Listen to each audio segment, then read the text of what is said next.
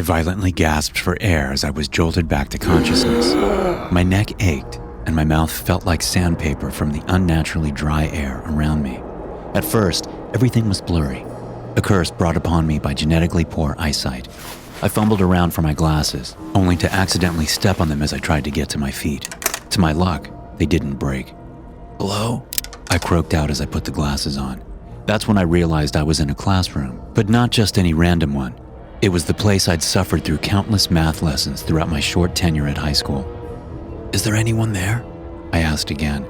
I tried to figure out what had happened prior to my strange slumber, but my memory remained hazy. It felt as if I'd slept for days, snatched out from my day-to-day life to be thrust into some kind of bizarre nightmare.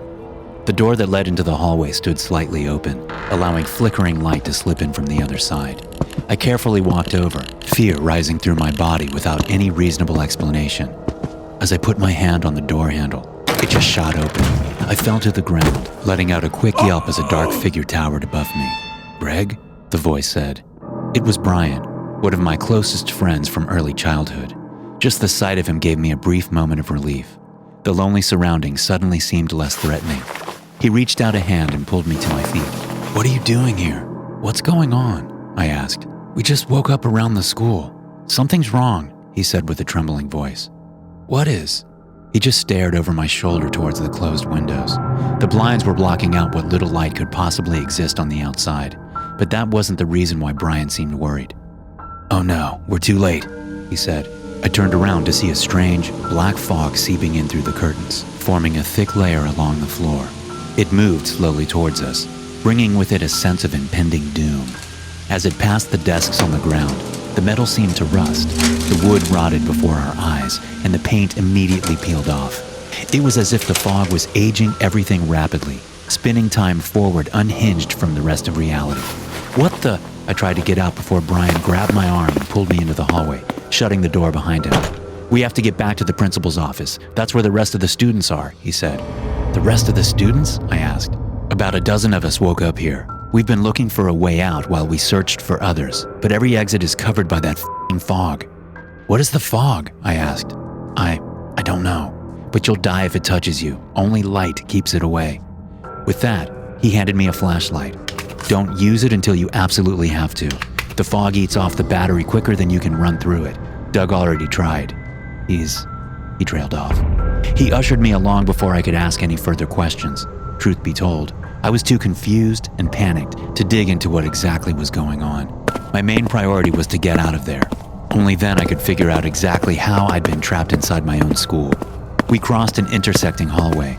I took a brief pause to glance into each of the branching off parts. There were walls of darkness blocking off each way, funneling us towards the principal's office. The fog itself was dangling around a flickering light, seeming to feed off its warmth. For each passing second, the light grew dimmer before darkening completely. Then, it started seeping towards the hallway. "Come on, we don't have much time," Brian yelled. But we were too late. The bulb at the end of our destination shattered into a million pieces, causing glass to rain down onto the floor. A flicker of light was all that remained before the fog overtook the path ahead. The door to the principal's office was just visible around the corner, but without the light, it quickly got consumed by the fog. "No!" Brian screamed in defeat. On the other side of the door, we could hear a few panicked screams. At first, they were filled with agony, but as their flesh was stripped off the student's bone by the rapid passage of time itself, the screams turned to dry groans. The voices that cried out were aging, fading away in the vast darkness. We turned around and ran in the opposite direction, just barely able to avoid the fog eating up the intersection. With each and every path gone, we had no choice but to return to the mathematics classroom. The paint on the walls was peeling. The pictures had long since faded, leaving little rotten husks of frames that used to carry school memories. Then we passed the classroom, which was filled to the brim with black fog that got pushed out under the edge of the door. We didn't stop. We just kept running in the general direction of the cafeteria, praying to find refuge. "Oh my God, there's someone out there," a voice called out from the cafeteria. But it didn't matter, because a wall of black fog was blocking our way. Though not as thick as the rest of them, it would kill us unless we kept the darkness at bay. "Our flashlights won't work." "We have to try," I told Brian. He stared at me for a moment before realizing the hopelessness of our situation. He nodded in hesitated agreement as the other students were calling us from the other side, telling us to hurry up. Then we turned our flashlights on, an action that immediately started pulling the fog towards us. It swirled around the light, eating it up. At the same time, the most minute gap formed in the wall of darkness, just large enough for us to pass through. That time, we didn't hesitate. We rushed into the darkness, praying it wouldn't consume us. Then I heard a shattering sound, as Brian's flashlight got crushed beneath the pressure of the fog. No sooner had the light flickered out than the fog wrapped around him. He let out a scream as his skin started to dry out. His face formed wrinkles, and his back arched as if the vertebrae within had collapsed. Within the span of 3 seconds, he had died from what could only be excruciating pain and unnatural old age.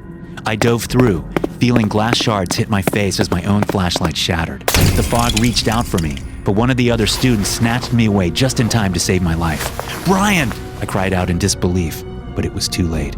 3 students greeted me on the other side, 2 guys and a girl, all of them seniors I'd only known in passing. They looked emaciated, starved, as if they'd been there for weeks.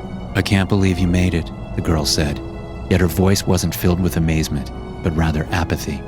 She seemed older than I remember her. She must have noticed me staring, because she put on a clearly fake smile and brushed her graying hair away.